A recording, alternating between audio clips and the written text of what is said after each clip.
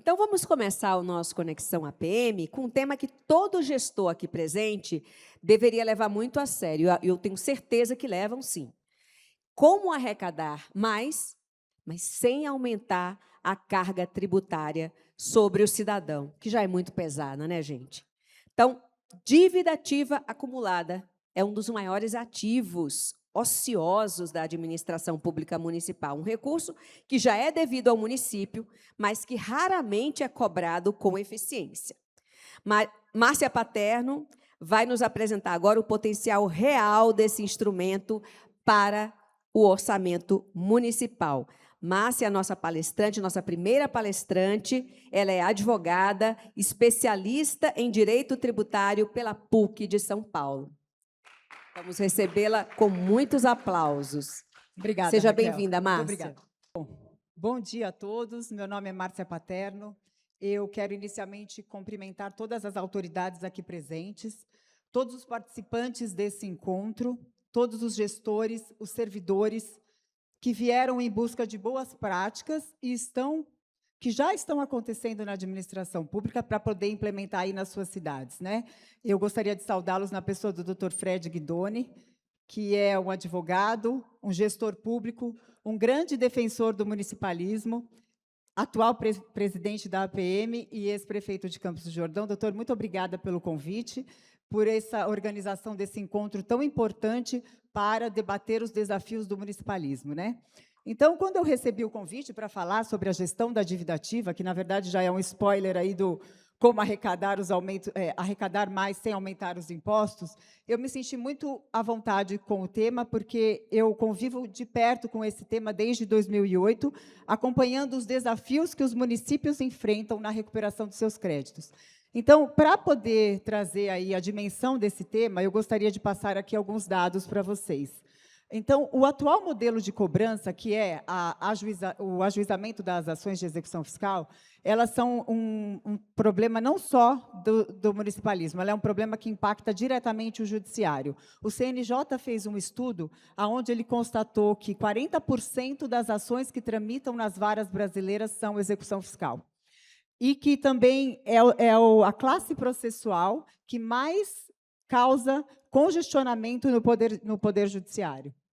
Então, o tempo médio de uma execução fiscal demora de 7 a 8 anos. E, na verdade, quando ela vem ao encerramento, a maioria das vezes não é pela quitação do seu débito, e sim pela não localização do devedor ou por outras questões, como prescrição. A maioria das vezes não é pelo pagamento do crédito do tributário.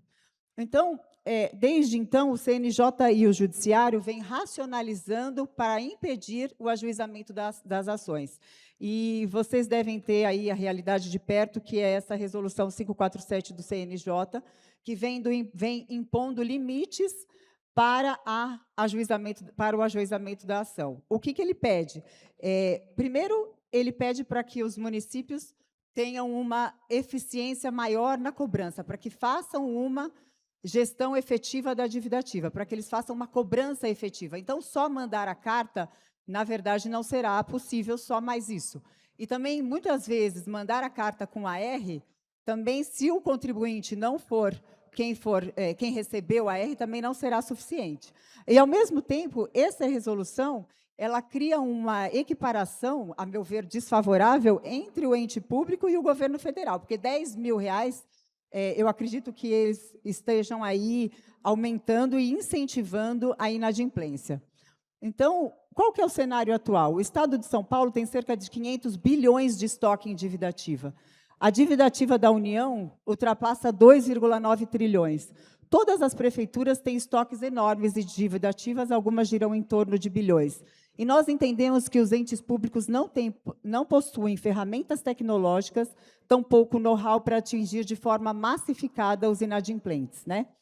Então, como que aumentar a arrecadação sem aumentar os impostos? A resposta está justamente numa gestão mais adequada do estoque da dívida ativa e na estruturação de mecanismos eficientes para a cobrança. Então, a iniciativa privada ela utiliza softwares, técnicas, medidores de resultado e pessoal que deveriam ser utilizados pelas prefeituras. A gente fala que a prefeitura é uma empresa, ela tem contas a pagar, ela tem precatórios, ela tem folha de pagamento, e o que ela tem para receber? Ela tem os contribuintes que pagam em dia, ela tem os repasses que estão cada vez menores e agora vão ser alterados pela nova reforma tributária, e ela tem um estoque gigante de débitos. Então, está na hora de olhar para o estoque da dívida ativa. Se você tem uma empresa e você tem um estoque de pessoas que te devem, você vai enfatizar a cobrança da dívida ativa. E é exatamente neste ponto que vem a proposta que nós defendemos e que já vem sendo feita por outras prefeituras aqui da região. Por exemplo, Limeira, Santos já trabalha dessa forma, Osasco, enfim, diversas prefeituras que já estão modernizando os mecanismos de cobrança. Deixa eu passar aqui para frente. Então, quais são as engrenagens? Quais são as ferramentas da iniciativa privada que devem ser utilizadas aí pela administração pública, né? A primeira engrenagem é a higienização cadastral. Então, por mais diligente que seja uma procuradoria, ela vai sempre esbarrar na questão do cadastro. A maioria dos contribuintes, quando compra ou vende um imóvel, eles não vão até a prefeitura para atualizar o seu cadastro. Então, as procuradorias elas ficam entrando com a ação contra o antigo dono do terreno, que muitas vezes já vendeu e já foi feito um loteamento, que já vendeu a casa, e o polo passivo ali da execução fiscal fica ainda sendo o primeiro contribuinte. Então, a primeira questão é a higienização, o tratamento e higienização da base cadastral é uma etapa fundamental para a gestão da dívida ativa. Nas prefeituras, a gente sempre encontra ali endereços, CPFs faltantes, muitas vezes o contribuinte é lá Dona Maria e seu marido, ou Rua Projetada número 0, vocês devem estar vivenciando muito isso daí que a gente está falando aqui. Na prática, a experiência mostra que um tratamento de dados feitos por empresas especializadas, elas permitem localizar cerca de 60% a 70% dos contribuintes não encontrados. O segundo passo seria implantar um centro de contatos com o contribuinte, que nada mais é do que um call center que vai retirar o contribuinte da zona de conforto. Por que a iniciativa privada utiliza isso e dá certo? Eu falo sempre, por que o contribuinte paga Casas Bahia, paga telefone cortado e paga veículo furtado? Porque existe uma ação que retira ele da zona de conforto. E é exatamente isso que precisa ser feito na administração pública. Ligar para o contribuinte, negociar com ele, primar pelo menor número de parcelas, gerar o parcelamento, enviar tudo por e-mail para o contribuinte, para que ele não precise perder um dia de trabalho e ir até a prefeitura. Isso é criar modernização e isso é realmente atuar na dívida ativa, na recuperação dos ativos, e não só mais judicializar.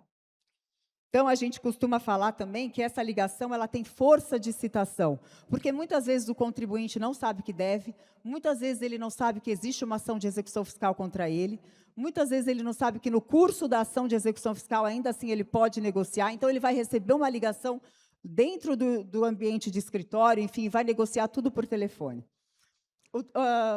Aqui a terceira peça da engrenagem, que é muito importante também, é a utilização de software. A gente destaca sempre que a utilização simplesmente de software não aumenta a arrecadação, mas ela é uma ferramenta que organiza os fluxos da cobrança e traz um acompanhamento do acordo, um acompanhamento dos resultados. Eu sempre falo que alguns municípios se valem da anistia. Aí o contribuinte vai lá, paga a primeira parcela, faz um boom na arrecadação, mas ninguém faz o acompanhamento daquele acordo. Aquele acordo, a prefeitura só vai saber que aquele acordo foi interrompido quando vem para a procuradoria se manifestar sobre o não cumprimento do acordo. Mas, muitas vezes, aquele acordo já faz 2, 3 anos que o contribuinte não pagou. Então, se você usa um software que vai fazer toda a gestão desse processo e vai acusar quando o contribuinte, de repente, não pagou a primeira, a sexta, sei lá, qualquer parcela, essa inscrição ela vai entrar na fila de acordo em atraso e um operador vai ligar: oi, seu fulano, tudo bem? Aqui é da prefeitura, eu estou ligando porque o senhor não pagou a parcela de número 20. Ah, eu esqueci, me manda um... Então, alguém vai mandar um e-mail. Isso é criar mecanismos para o contribuinte pagar e para alavancar a arrecadação. Outro aspecto importante é os relatórios também. No software também é importante, porque os relatórios que vão ser extraídos de um software de cobrança, eles poderão aumentar aí os relatórios de vocês para o Tribunal de Contas, para os órgãos de controle e, inclusive, para ajuizamento da ação. Aqui, equipes de suporte, né? Então, a gente sempre fala que também é necessário, uma das peças da engrenagem dessa gestão é implantar equipes de suporte na Procuradoria e no atendimento presencial. A gente fala que, com esse chamamento dos contribuintes, vai se lotar o atendimento presencial e a Procuradoria. Então, para não criar gargalos que impeçam o aumento da arrecadação, é imprescindível colocar equipes para dar suporte ali na parte operacional.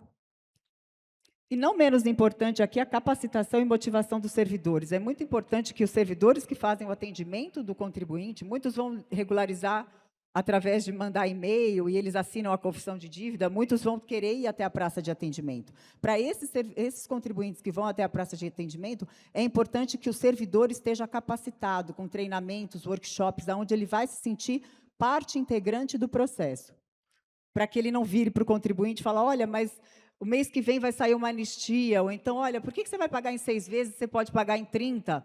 Então, tudo isso também faz parte desse processo de gestão para a gente conseguir aumentar a arrecadação efetiva da dívida ativa.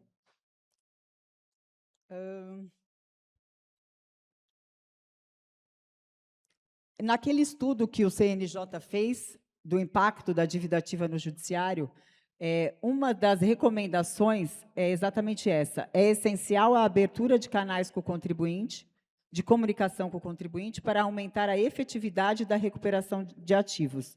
É uma gestão focada em resultados e localização dos devedores.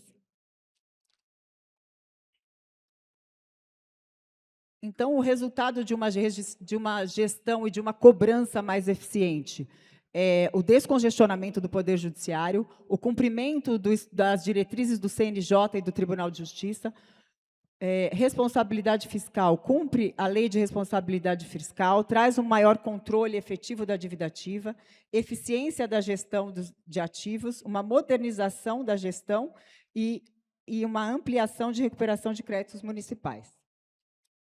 Aqui tem alguns números que, inclusive, Limeira, que é aqui da região, que nos permite aqui mostrar trabalhos que já foram realizados, implantando toda essa gestão.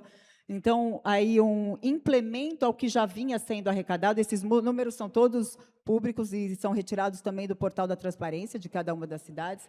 Então, vocês veem aí que a cidade aqui, próxima, Limeira, conseguiu um implemento de 44% ao que já vinha sendo arrecadado sem nenhuma ação efetiva de cobrança, de ligar para o contribuinte, de mandar WhatsApp para ele, enfim. Isso tudo, hoje, o gestor público, ele precisa não só mais judicializar, entrar com a ação e esperar que as coisas aconteçam. Existem ferramentas da iniciativa privada que devem ser trazidas para a administração pública, já foram implementadas em muitas prefeituras e que podem ser a saída para poder tirar o recurso tão esperado e sem aumentar os impostos, né? Eu sei que existe aí a questão da securitização, que é muito latente e muito importante, mas existem municípios que não vão conseguir ou não, por algum motivo não vão fazer. Mas todos os municípios deveriam implementar ferramentas efetivas de cobrança,